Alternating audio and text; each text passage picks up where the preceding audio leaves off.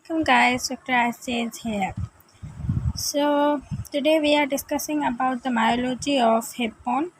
जैसे कि last lecture में हमने जो है वो पढ़ा था ऑस्टियोलॉजी ऑफ हिप बोन, सो आज जो है हम मायोलॉजी ऑफ हिप बोन के बारे में पढ़ेंगे। ठीक है, सो उससे पढ़ने से पहले आपको ये रिमेंबर होना चाहिए कि इसके कितने सरफेसेस होते हैं, कितने बॉर्डर्स होते हैं। इसी वजह से आपको ईजीनेस होगी बायोलॉजी के बारे में पढ़ने के लिए। ओके, अच्छा जी, तो पहले हमारे पास जो सरफेस होता है एंटीरियर साइड पे दैट इज़ इलिएक फोसा, या जिसे हम इलिएक फोसा कहते हैं।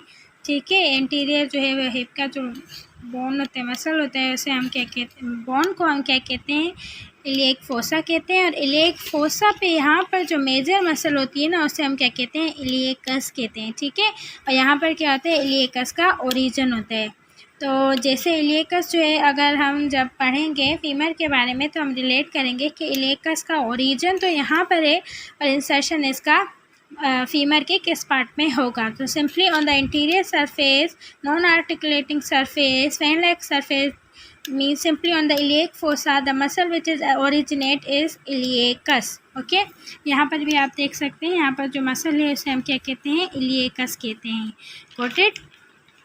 Then coming to the next point, उसके बाद जब हम आते हैं इलिएक क्रस्ट पर। इलिएक क्रस्ट पर हमारे पास जो होती हैं वो क्या होती हैं, दो मसल्स अटैच होती हैं। और वो कौन सी होती हैं, यहाँ पर इंटरनल ऑब्लिक मसल होती है और यहाँ पर एक्सटर्नल ऑब्लिक मसल होती है। Internal oblique muscle and that is external oblique muscle. तो यहाँ पर हमारे पास क्या हो गई, internal oblique muscle, abdominal muscle और एक्सटर्नल एब्डोमिनल ऑब्लिक मसल। तो इनका काम क्या होता है उसके बारे में थोड़ी सी डिस्कशन कर लेते हैं, बट उससे पहले हम यहाँ पर देखते हैं यहाँ पर क्या है। यहाँ पर देखिए ये क्या है, on the posterior surface of iliac crest there is internal oblique and external oblique muscles। और ये दोनों क्या होती हैं, एब्डोमिनल मसल्स होती हैं। सो ये जो दोनों मसल्स होती हैं इनका काम हमारे पास होता है, ये क्या करती हैं, layer of lateral abdominis wall बनाती है। इंटरनल ऑब्लिक मसल क्या करेगी, lateral layer of abdominal wall बनाएगी एक्सटर्नल मसल के साथ। और यहाँ पर इनके पास एक हमारे पास दूसरी मसल होती है जो कि हमारे इलिएकस है ना, इलिएकस की बाय साइड में होती है, यहाँ पर मतलब बिल्कुल सुपीरियर पोजीशन पर, but on the anterior side. इस मसल को हम क्या कहते हैं, ट्रांसवर्स एब्डोमिनल मसल कहते हैं। और ट्रांसफर एब्डोमिनल मसल के साथ ये मिलकर हमारे पास क्या बनाएगी, इनर साइड बनाएगी। मतलब इंटरनल ऑब्लिक मसल जब कंबाइन होगी एक्सटर्नल ऑब्लिक मसल के साथ इंटरनली, तो वो क्या करेगी, लेटरल एब्डोमिनस बनाएगी। और जब वो ट्रांसफर मसल के साथ मिलेगी तो वो क्या करेगी, इनर साइड बनाएगी किसकी, एब्डोमिनस की। ठीक है, और इसकी वजह से ये मसल्स हमें क्या करती हैं, एब्डोमिनल प्रेशर को क्या करने, मेंटेन करने में हेल्पफुल होती हैं। और मूवमेंट ऑफ ट्रंक की मूवमेंट में हमारे पास क्या होती हैं, हेल्पफुल होती हैं। ठीक है, इनका फंक्शन क्या होता है, bilateral flexion of trunk and compression of its content. ये इनका हमारे पास क्या होता है, simply flexion of trunk and compression of its contact. ये हमारे पास एब्डोमिनल मसल्स के काम होते हैं। Got it. तो जैसा कि हमने इलिएकस के बारे में डिस्कस किया था, तो इलिएकस का काम भी डिस्कस कर लेते हैं थोड़ा सा। फंक्शन ये क्या करती है, फ्लेक्स करती है और एक्सटर्नली रोटेट कराएगी फीमर को। ये पोस्चर जो है बॉडी का मेंटेन करने में मदद देती है। यहाँ पर जो इलिएकस होती है, और ये जब सॉस मसल के साथ, सॉस हमारी कहाँ पर होती है, सॉस हमारे पास, सॉस जो मसल है वो हमारे पास फीमर में होती है। जब ये सॉस के साथ कंबाइन हो जाती है तो ये स्ट्रॉन्गेस्ट जो है वो मसल बनाती है। इसकी ओरिजिन यहाँ पर है इलिएकस की, जबकि ये फीमर के साथ जब जाएगी तो फीमर में ये जो है इलिएकस कंबाइन होगी सॉस के साथ और स्ट्रॉन्गेस्ट मसल बनाएगी और स्ट्रॉन्गेस्ट हिप फ्लेक्सर बनाती है बॉडी में। ठीक है, अच्छा जी, तो पहले हम इंटीरियर सरफेस कवर अप कर लेते हैं, उसके बाद हम पोस्टीरियर सरफेस कर लेंगे। अब इंटीरियर सरफेस पर जो हमारे पास ये आर्टिकुलेटिंग सेगमेंट होता है, आर्टिकुलेटिंग, वहाँ पर हमारे पास यहाँ इस पोजीशन पे एक क्या होता है, इंटीरोसीरस सार्कोइलेक लिगामेंट होता है। और ये लिगामेंट जो है वो किसके साथ अटैचमेंट, बोन को मसल के साथ हमें पता है जॉइन करने में मदद देगा, बट ये लिगामेंट जो है सार्कोइलेक होता है, मतलब सक्राम और इलेक के इलियम के बीच में होता है। ठीक है, फिर यहाँ पर जो है हमारे पास ये वाला जो होता है ये आर्टिकुलेटिंग सरफेस हो गया। और यहाँ पर ये वाला जो छोटा सा है ये हमारे पास इंटीरियर सीरियर सार्को इलेक लिगामेंट हो गया। यहाँ पर जो है हमारे पास इरेक्टर स्पाइनी होता है। और ये वाली जो पोजीशन है इसकी, यहाँ पर हमें dorsal surface Sarco elec ligament होता है। और यहाँ पर हमारे पास क्या होता है, इलियोलिम्ब्रल लिगामेंट होता है। उसके अलावा जब हम इस पोजीशन पे आते हैं, मतलब थोड़ा सा यहाँ पर इलेकस से थोड़ा सा ऊपर, superior to iliacus on the iliac crest and iliac fossa, between the iliac crest and iliac fossa there is quadratus lumbrorum। ठीक है, यहाँ पर क्या हो गया, क्वाड्रेटस लम्ब्रोरम होगा।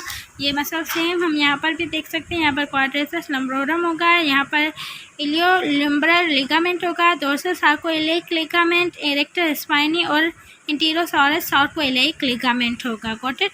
अब यहाँ पर जो है हमारे पास हमें पता है क्या होता है, एंटीरियर इन्फीरियर इलियाक स्पाइन। और इसकी यहाँ पर जो होती है, यहाँ पर हमारे पास क्या होती है, सॉस माइनर मसल अटैच होती है, बिल्कुल यहाँ पर। ओके, देन हमारे पास बॉडी ऑफ प्यूबिस, ये हमारे पास क्या है, बॉडी ऑफ प्यूबिस है। तो इस बॉडी ऑफ प्यूबिस पे हमारे पास ये जो मसल होती है इसे हम क्या कहते हैं, लेवेटर एनाई। मतलब ये क्या होती है, लेवेटर एनाई की मसल्स होती हैं, ये हमारे पास बॉडी ऑफ प्यूबिस पर प्रेजेंट होती है। ठीक है, देन यहाँ पर जब हम आएंगे तो हमारे पास क्रस पेनिस की मसल होती है, इलियो कैवरोसम की मसल होती है, पेनियल मेम्ब्रेन की मसल्स होती हैं, सुपीरियर ट्रांसफर पेनी वगैरह की बहुत सारी हमारे पास क्या होती हैं, यहाँ पर मसल्स होती हैं। बट उसके अलावा यहाँ पर हमारे पास जो मेन मसल होती है, ये फोरामेन की मसल जिसे हम कहते हैं, दैट इज़ हमारे पास ये कौन सी फोरामेन की मसल होती है, तो हम कहेंगे कि हमारे पास ये ऑब्टूरेटर इंटरनस होती है। इंटरनस साइड पे तो इंटरनस कहेंगे, और आउटसाइड वाली होगी तो उसे हम क्या कहेंगे, एक्सटर्नस कहेंगे। तो यहाँ पर simply on the foramen the muscle which is attached on the interior surface that is called obturator internus. Obturator internus की जो ओरिजिन है वो कहाँ है, ऑब्टूरेटर फोरामेन के इंटीरियर सरफेस पर। जबकि हम इसकी जब फीमर पढ़ेंगे तो इसकी इंसर्शन के बारे में बता देंगे, बट ये यहाँ पर इसकी क्या है, हमारे पास इंसर्शन हो रही है, and that is obturator internus. और ये यहाँ पर ग्रेटर शार्टिक नोज से जाके तकरीबन मिल जाती है। और यहाँ पर जो होती है हमारे पास वो क्या होती है, एक कोक्सीनियस मसल होती है, और दूसरा एशियल, मतलब ये हमारे पास एशियल स्पाइन है ना, तो एशियल स्पाइन कहते हैं। तो on ischial spine there is a coccygeus muscle present.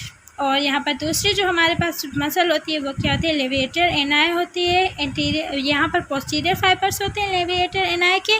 और यहाँ पर जो बॉडी ऑफ प्यूबिस थी, यहाँ पर हमारे पास लेविएटर एनाई के इंटीरियर फाइबर्स प्रेजेंट होते हैं। अब जो ये हमारे पास लेविएटर एनाई होती है ना, सिंपली इस मसल को हम क्या कहते हैं, पेल्विक फ्लोर मसल्स भी कहते हैं, क्योंकि फिजिकल सपोर्ट करती है पेल्विक और उसके विजरास को। और इसमें हमारे पास 3 टाइप्स की मसल इंक्लूड होती है। एक हमारे पास पोप्चो क्या होती है, पोबो कोक्सीनियस, प्यूबो रेक्टेलियस और इलियो कोक्सीनियस। ये जो है कंबाइन होंगे तो हमारे पास लेविएटर एनी मसल होती हैं। और ये हमारे पास क्या करती हैं, फ्लोर प्रोड्यूस करती हैं attachment of inner wall of the true pelvis के लिए। ठीक है, और ये हमारे पास सिंपली एक कंडेंस एरिया किसका होता है, ऑब्टूरेटर फेशिया का। और इसी वजह से हम इसे क्या कहते हैं, लेविएटर एनी मसल्स कहते हैं। Got it. चलिए जी, ये तो हो गया हमारे पास पूरा। अब हम आ जाते हैं किसके पास, अब हम आएंगे अब हम आते हैं पोस्टीरियर सरफेस की तरफ। ओके, इंटीरियर सरफेस हमने कवर अप कर लिया। अब हमारे पास बारी किसकी है, पोस्टीरियर सरफेस की, जिस पर हमने पहले 2 ही मसल डिस्कस कर चुके हैं, that is internal oblique and external oblique abdominal muscles.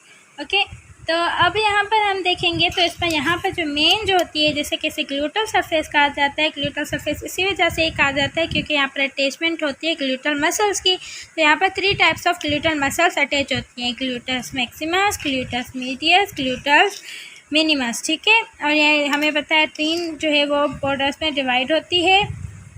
ये ग्लूटस जो मैक्सिमस होती है वो पोस्टीरियर ग्लूटल लाइन पर होती है। ग्लूटस जो होती है हमारे पास मीडियस जो होती है, ग्लूटस जो मिनिमस होती है वो इंफीरियर ग्लूटल लाइन पर होती है। और ये मीडियल और इंटीरियर दोनों के बीच में होती है ग्लूटस मीडियस हमारे पास। ओके, उसके अलावा यहाँ पर हमारे पास क्या होती है, जब इस सरफेस की बात की जाए तो हमारे पास एक और भी मसल आ जाती है, दैट इज सार्टोरिस। यहाँ पर हमारे पास मसल प्रेजेंट होती है। और सार्टोरिस का काम क्या होता है, यहाँ पर इसका ओरिजिन होता है। ये टेंशन ये क्या करती है, इसकी जो हमारे पास इंसर्शन होती है ना, वो कहाँ पर होती है, टिबिया पर होती है। बट ये क्या क्रॉस करती है, फीमर के वेजा इंटरमीडियस को क्रॉस करके फिर चली जाती है। तो अभी इसमें कंफ्यूज ना हो, वी विल जब हम डिस्कस करेंगे टेंशन फाशियल लाटा के बारे में तो हम इसे और ज़्यादा डिटेल में डिस्कशन कर लेंगे। सॉरी, तो इसकी पोजीशन ये हमारे पास यही होती है। ओके, तो इसकी पोजीशन हमें क्या करनी है, याद रखनी है, दैट इज़ सार्टोरिस मसल। सार्टोरिस मसल के अलावा यहाँ पर एक हमारे पास मसल होती है जिसको हम टेंशियल फेशियल लाटा कहते हैं। ये मसल होती है ग्लूटल रीजन की, जो एक्ट करती है एज अ फ्लेक्सर, एबडक्टर और inter rotator of the hip. ठीक है, यहाँ पर जो हमारे पास मसल है वो कौन सी आ गई, फ्लेक्सर, एबडक्टर और इंटरनल रोटेशन के लिए जो काम आती है वो हमारे पास कौन सी होती है, टेंशियल फेशियल लाटा आती है। ये इंपॉर्टेंट मसल होती है फेशियल लाटा की, और फेशियल लाटा के हमारे पास बहुत सारे काम प्रेजेंट होते हैं। Okay, so let's move. अब यहाँ पर जो हमारे पास होती है, यहाँ पर सम फाइबर्स होते हैं पेरिफॉर्मिस के, और ये जो हमारे पास शियल स्पाइन होता है, यहाँ पर सुपीरियर कैमुलस होता है, और ये इन्फीरियर जो होता है हमारे पास स्पाइन, यहाँ पर इन्फीरियर कैमुलस अटैच होता है। कैमुलस के भी अलग से काम होते हैं, बट वो अभी हमें डिस्कस नहीं करने, we will discuss this afterward. उसके अलावा यहाँ पर हमारे पास जो मसल है इसे हम क्या कहते हैं, सेमी टेंडनस का लॉग हेड, और बाइसेप्स फेमोरिस का मतलब जो है हमारे पास हेड होता है।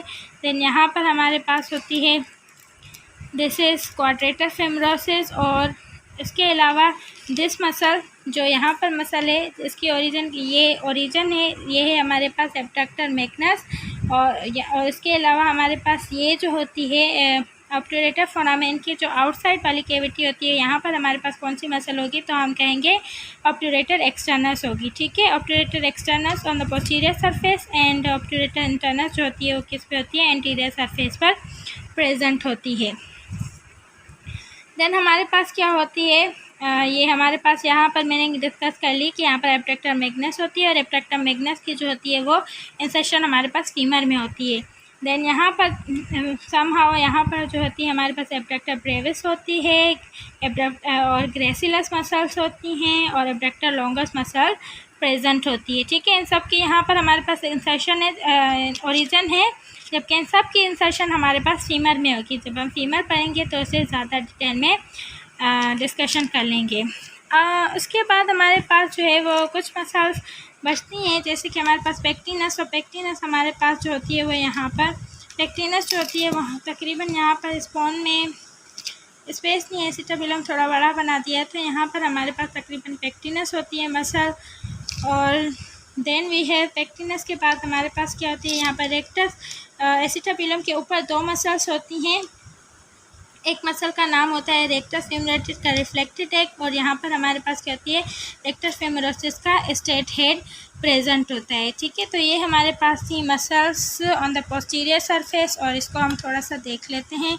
ये हमारे पास muscles on the posterior surface, ये रही pectineus, adductor brevis, adductor longus, quadratus femoris. ये क्वाड्रेटस फीमोरिस मतलब 4 मसल्स का बना हुआ होता है, जिसमें 3 जो है फीमर की होती हैं, और चौथी जो है हमारे पास मसल जो होती है ग्लूटस मैक्सिमस वाली या रेक्टस वाली मसल होती है, उसे भी बाद में डिस्कस कर लेंगे हम। और यहाँ पर हमारे पास पेक्टिनस होती है, यहाँ पर रेक्टस फेमोरिस, और रेक्टर फेमोरिस का स्ट्रेट हेड ये रहा, स्ट्रेट हेड ये रहा, और यहाँ पर हमारे पास क्या है, इसका रिफ्लेक्टेड एग। रिफ्लेक्टेड एग जो है वो क्या है, नी एक्सटेंडर के तौर पर यूज़ किया जाता है। सो ये थी है हमारे पास हिपोन की myology. Let's see it again, and if you like it so don't forget to subscribe it, and do share with your fellows, because sharing is caring. Thank you for giving me your precious time.